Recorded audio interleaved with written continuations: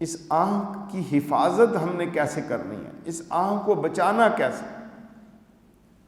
میرے عزیزو، اگر آپ اللہ کی محبت چاہتے ہیں، اللہ کا قرب چاہتے ہیں، رسول اللہ صلی اللہ تعالی علیہ وآلہ وسلم کی محبت چاہتے ہیں، تو پھر اپنی آنکھوں کو پاکیزہ رکھیں، اس کو حرام کاری سے بچا لیں۔ آپ کی آنکھ پاکیزہ ہوگی، آپ کا دل بھی پاکیزہ ہو جائے گا، اور دل پاکیزہ ہو گیا تو آپ اللہ کے ولی بن جائیں گے۔ تو اللہ قرآن میں فرما رہا ہے، اپنے محبوب سے آپ حکم دیجئے مومنوں کو کہ وہ نیچی رکھیں اپنی نگاہیں اور حفاظت کریں اپنی شرم گاہوں کی، یہ طریقہ بہت پاکیزہ ہے ان کے لیے۔ بے شک اللہ تعالیٰ خوب آگاہ ہے ان کاموں پر جو وہ کیا کرتے ہیں۔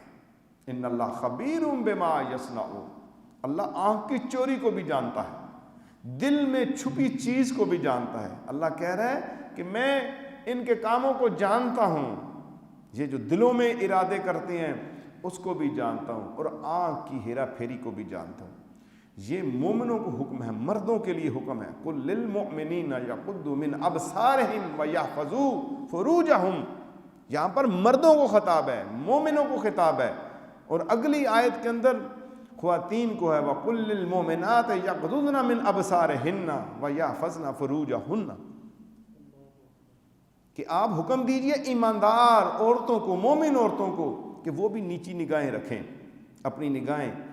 اپنی نگاہوں کو نیچا رکھیں اور حفاظت کیا کریں، اپنی عصمتوں کی، اپنی عزتوں کی حفاظت کریں۔ تو میرے دوستو، میرے پیارو، میرے عزیزو، قرآن حکم دے رہا ہے،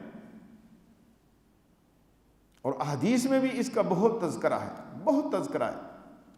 اس موضوع کے اوپر بولنے کے لیے میرے پاس بہت قرآن و حدیث میں مواد موجود ہے، لیکن آج میں بتانا چاہتا ہوں ہمارے نوجوان جس بیرا روی کا شکار ہیں، جس راہ سے بھٹک چکے ہیں، دور ہو چکے ہیں، کس طریقے سے ہم نے واپس لوٹنا ہے۔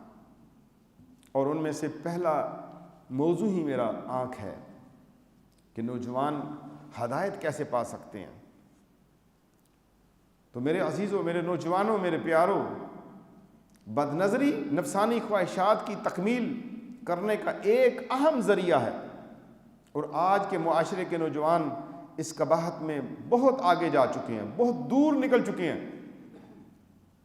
انہیں واپس لانا جو ہے بہت بڑے ہمت اور توفیق الہی کے ساتھ ہو سکتا ہے، اور ہمارے اس معاشرے میں پیدا ہونے والے بگاڑ اور بد اخلاقیاں اور بد نظری کا سب سے بڑا عمل دخل جو ہے وہ بے پردگی ہے۔